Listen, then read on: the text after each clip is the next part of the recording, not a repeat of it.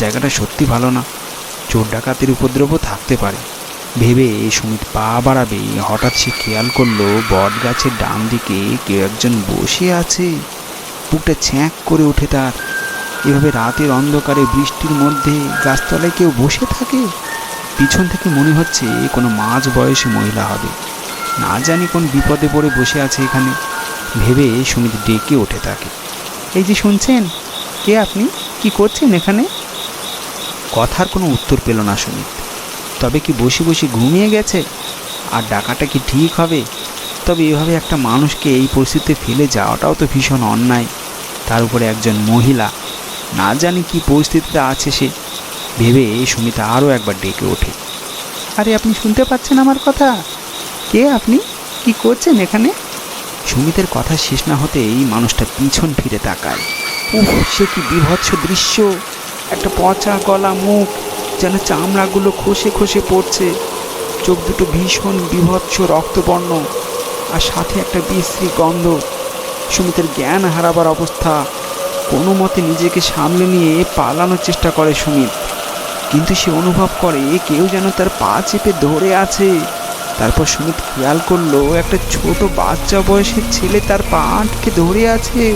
তার শরীরেও সেই একই অবস্থা, ভয়ানক পচা গলা শরীর আর বিশ্রী দুর্গন্ধ। সুমিত শত চেষ্টা করেও নিজেকে ছাড়াতে পারছে না তার থেকে। সুমিতের চেষ্টা দেখে ভয়ানক অট্টহাসিতে ফেটে পড়ছে তারা দুজন।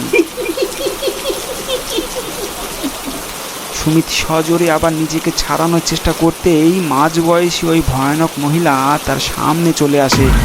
তারপর সুমিতের গলা টিপে ধরে, আর ছোট ভয়ানক ছেলেটা তার পা আঁকড়ে কামড়ে ধরে। সুমিত বুঝতে পারে তার মৃত্যু আসন্ন। হঠাৎ তার মনে পড়ে তার মায়ের দেওয়া মাদুলির কথা। এই রাস্তা দিয়ে যাবে বলে তার মা বাড়ি থেকে বেরোনোর সময় একটা মাদুলি দিয়েছিল তাকে। গলায় না পড়লেও ফেলে দেয়নি সে, পকেটে রেখেছিল সেটা। পকেট হাতড়ে মাদুলিটা পেয়ে যায় সুমিত। তারপর সেটা বার করে ওই প্রেতের সামনে মেলে ধরে। মাদুলিটা চোখে পড়তেই থমকে যায় ওই প্রেত। এক দৃষ্টিতে তাকিয়ে থাকে মাদুলিটার দিকে। তারপর চিৎকার করে ভয়ঙ্কর গলায় বলে ওঠে, কে তুই? কোথায় পেলি মাদুলি? কথার উত্তর দেওয়ার মতো ক্ষমতা ছিল না সুমিতের। সুমিতের গলা ছেড়ে দিয়ে ওই প্রেত বলে, এই মাদুলি তো শুধুমাত্র সরকার বাড়ির লোকেরা পড়ে, তুই কিভাবে পেলি এটা? কি তোর পরিচয়? সুমিত তার পরিচয় দেয়। সুমিতের পরিচয় পেয়ে কেঁদে ফেলে ওই প্রেত, আর ধারণ করে তার আসল রূপ।